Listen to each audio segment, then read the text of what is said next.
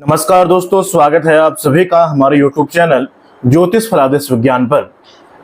जैसा कि आप सभी लोग परिचित हैं कि आजकल हमारी परिचर्चा छठ पंचाशिका पर चल रही है और हम अपनी वीडियो के माध्यम से छठ पंचाशिका के सिद्धांतों को, छठ पंचाशिका के नियमों को, छठ पंचाशिका के सूत्रों को समझने का प्रयास कर रहे हैं।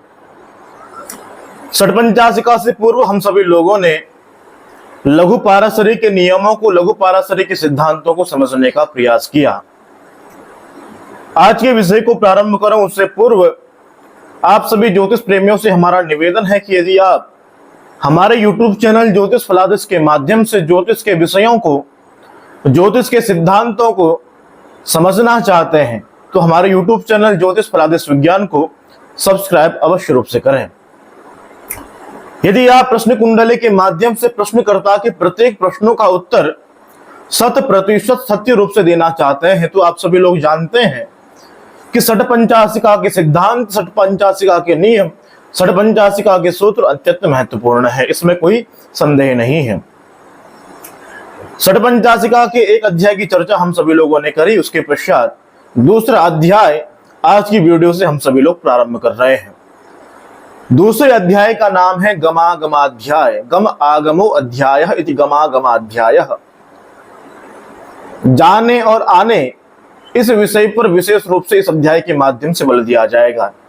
यदि प्रश्नकर्ता प्रश्न पूछ रहा है कि हमारा कोई ऐसा संबंधी किसी दूसरे क्षेत्र में है लेकिन उस व्यक्ति के साथ 1 महीने से ज्यादा समय हो गया है, हमारा संपर्क स्थापित नहीं हो पा रहा है, क्या वह व्यक्ति एक ही स्थान पर है या क्या वह व्यक्ति आ रहा है या उसके साथ कोई ऐसी घटनाएं तो नहीं घट गई हैं जिस कारण से वह व्यक्ति घर आने में असमर्थ है।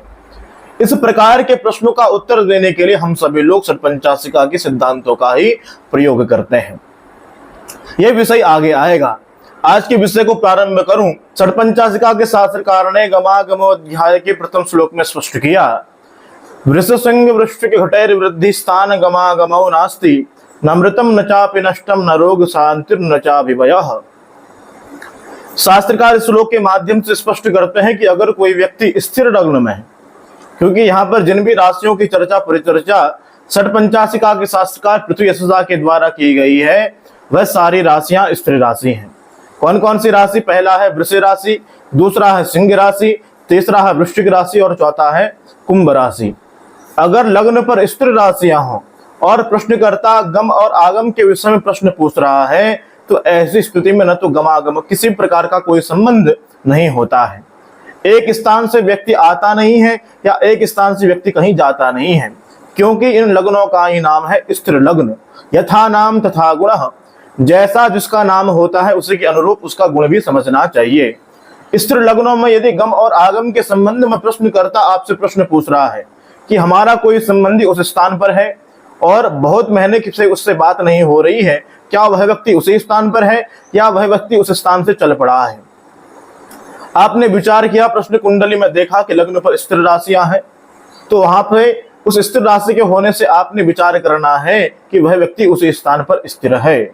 वहां से उस व्यक्ति का किसी न प्रकार का आगम नहीं हुआ है, न किसी प्रकार का उस स्थान से उस व्यक्ति का गमन हुआ है।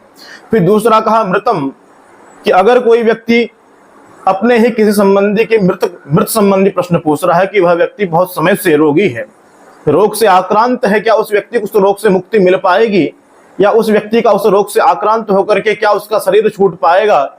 इस प्रकार के प्रश्नों का उत्तर देने के लिए भी आपने देखा कि लग्न पर स्थिर राशियां हैं तो रोग से मुक्ति नहीं होने वाली है और साथ ही साथ उस व्यक्ति के प्राणों से भी उस व्यक्ति की मुक्ति होने वाली नहीं है, क्योंकि लग्न पर स्थिर राशियां हैं। फिर दूसरे कहा कि नष्ट संबंधों के प्रश्न, नष्ट वस्तु के संबंध में कोई प्रश्नकर्ता आपसे प्रश्न पूछ रहा है, क्या उस नष्ट वस्तु की प्राप्ति हमें हो जाएगी? क्या वह नष्ट वस्तु एक ही स्थान पर है या चोर उस नष्ट वस्तु को उस स्थान से अन्य स्थान पर ले गया है? तो इसके लिए भी हमने देखा कि लग्न पर क्या है, स्थिर राशि है, तो उस चोर के द्वारा, जिस चोर ने उस वस्तु को चोरा है, चोरी किया है, उस व्यक्ति के द्वारा उस वस्तु को स्थिर करके किसी स्थान पर रखा गया है, अपितु वह वस्तु नष्ट नहीं हुई है। इस प्रकार का विचार ज्योतिषकर्ता को करना चाहिए। फिर आगे कहा न रोग शांतिर न चाभिभयः, स्त्री लग्न में किसी प्रकार के अभिभय संबंधी प्रश्न भी नहीं होता। अगर कोई प्रश्नकर्ता वृद्धि परक प्रश्न पूछ रहा है कि हमें इस स्थान से वृद्धि होगी या नहीं होगी, इस स्थान से लाभ होगा या नहीं होगा। तो अगर लग्न पर स्थिर राशि है तो पूर्ववत स्थिति ही बनी रहेगी। इस स्थिति में किसी प्रकार का बदलाव स्थिर लग्न के होने के कारण नहीं होता। रोग शांति का प्रश्न पूछ रहा है कि हमारा ही संबंधी बहुत वर्षों से इस रोग से आप्लावित है, आक्रांत है, क्या इस रोग की शांति हो पाएगी या नहीं हो पाएगी। तो आपने देखा कि लग्न पर स्थिर लग्न है, स्थिर राशियां हैं, तो निश्चित ही रोग की शांति नहीं जाननी चाहिए। दूसरे श्लोक की हम सभी लोग चर्चा कर लेते हैं। तद विपरीतम तु शरीर मिश्रितम फलम भवति लग्ने द्वार वक्तव्यम शुभ दृष्टिया शोभन मतोन्यत।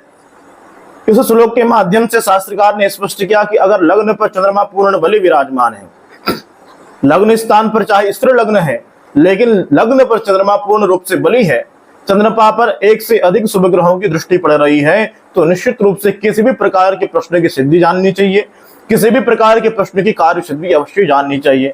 चाहे वह वृद्धि परक प्रश्न हो, चाहे वह विवाह परक प्रश्न हो, किसी भी प्रकार का प्रश्न यदि प्रश्नकर्ता आपसे पूछ रहा है, अगर लग्न पर चंद्रमा बलि है, एक से अधिक शुभ ग्रहों की दृष्टि चंद्रमा पर पड़ रही है, तो निश्चित रूप से प्रत्येक कार्यों की सिद्धि समझनी चाहिए।